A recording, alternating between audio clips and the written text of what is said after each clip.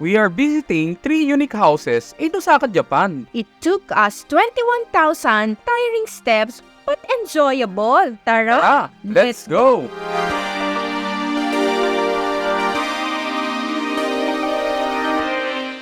Good day mga kabike date! Kukunin muna namin yung aming Osaka Amazing Pass sa Tourist Center in Umeda Station. The Osaka Amazing Pass is for only ride on buses and metro rail. You'll also have the access to 40 sightseeing spots for free. Plus special deals at more than 40 facilities and shops. Naklaim na namin yung binili namin na 2-day pass. Masulit kaya namin ito?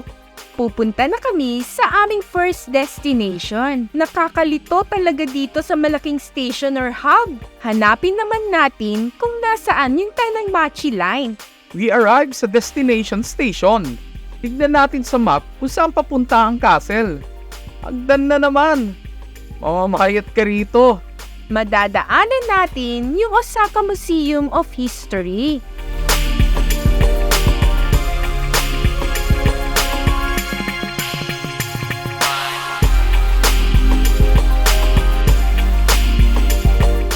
Tanaw na natin yung turret at moat ng castle.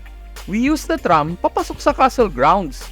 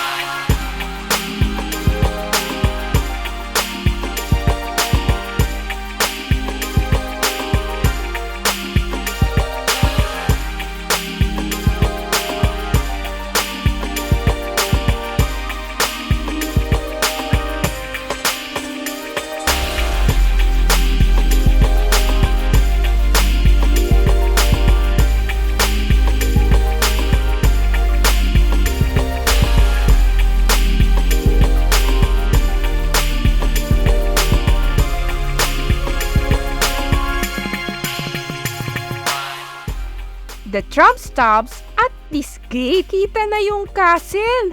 But before entering, mag-cleansing muna by washing our hands. It is part of their tradition. Amazed ako how they built these walls. Paano kaya nila na-form yung rocks?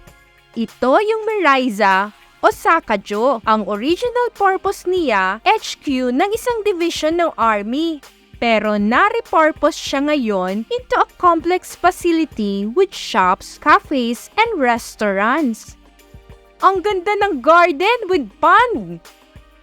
Ito na yung first unique house na pinuntahan namin, ang Osaka Castle.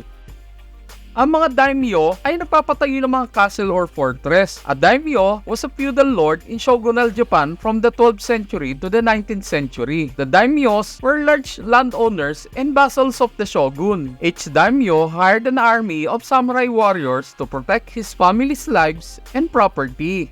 Wow! May giveaway na stamp book!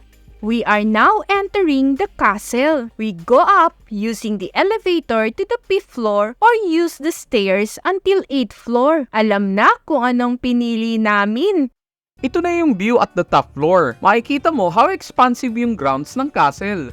Talagang mayaman na makapagpatayo nito. Maraming castle all around Japan. Feudal Japan lasted from the years 1185 AD to 1603 AD.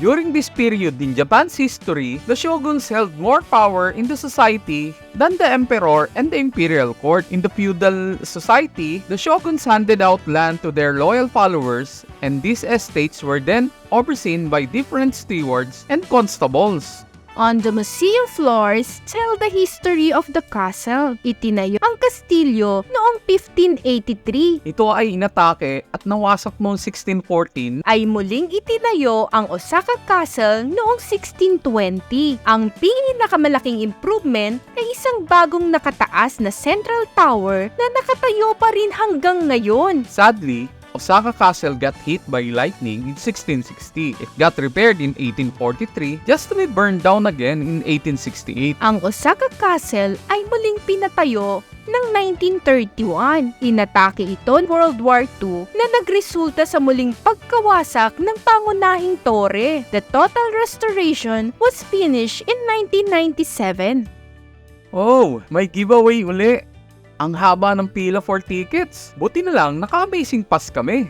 The boat is a replica of Hohu Maru Toyotomi Hideyoshi Golden Boat. It cruises around the Osaka Castle inner moat in about 20 minutes. We'll take a short rest muna. Masakit na sa paa.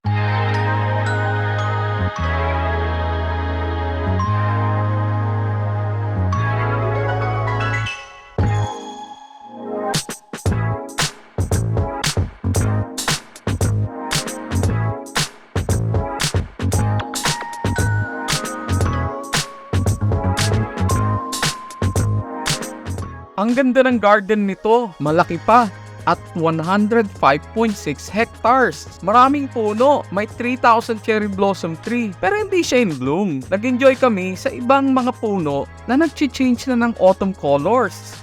Amazing din yung mga walls. Mapapaisip ka kung papaano ito nagawa. We are walking into one of 4 na bridges na part ng moat.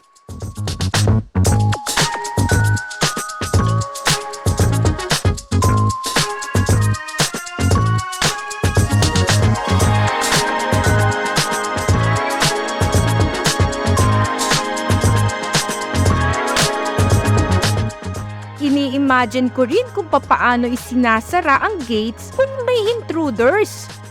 Pastime talaga ng mga Japanese ang pumila. Ang haba niyan, hanggang kabilang baybay. May event at celebrity pala sila na inaabangan. Sold out na yung floppy pancake. Rest na lang muna uli. Waiting kami sa train going to Tenjinbashi. Yung binabaan namin ay directly sa harap ng drugstore. We share to you kung anong itsura nito sa loob.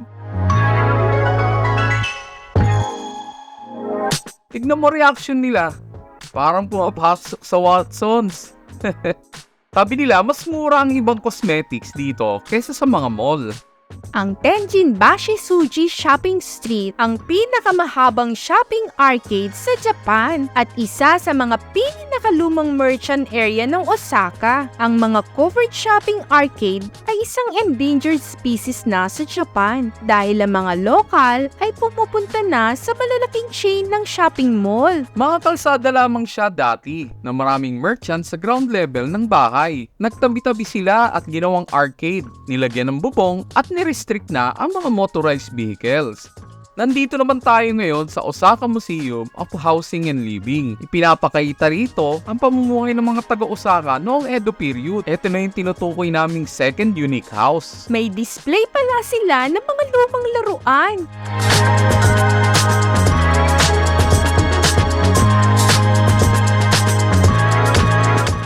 Pasok tayo sa tindahan. Ay! Locker area pala, ang daming display. May sampayan pa ng mga tela ng kimono. Tingnan natin ang loob ng bahay. Masarap pala higaan ng tatami mat. Kakaiba rin ang amoy nito. Ito pa yung kanilang traditional kitchen. Nagpalit na ng ilaw yung museum, simulating yung condition at nighttime. Going to 8th floor for more exhibits. On the 8th floor is the modern Osaka Panorama Tour, which uses miniature scale models to show typical housing and living condition in Osaka after the Meiji period.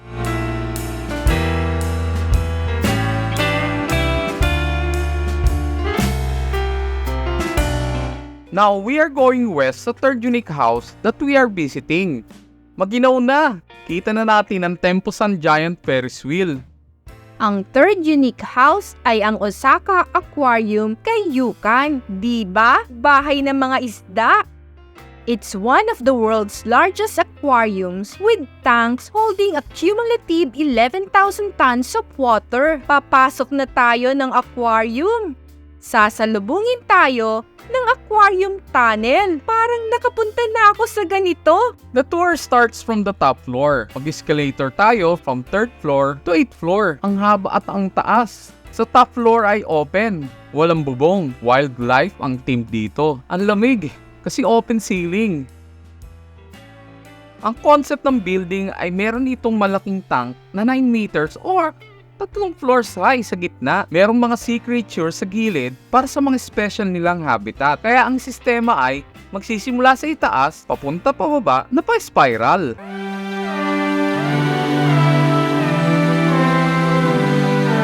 Ang main tank sa gitna ay tinatawag na Pacific Ocean Tank. Dito, makikita ang whale shark or butanding, hammerhead shark, stingrays, at iba pa. Hindi ko maipakita kung gaano kalaki ang tank sa videos at saka di masyadong nakuna ng magandang video dahil madilim, hindi pwede ang flash.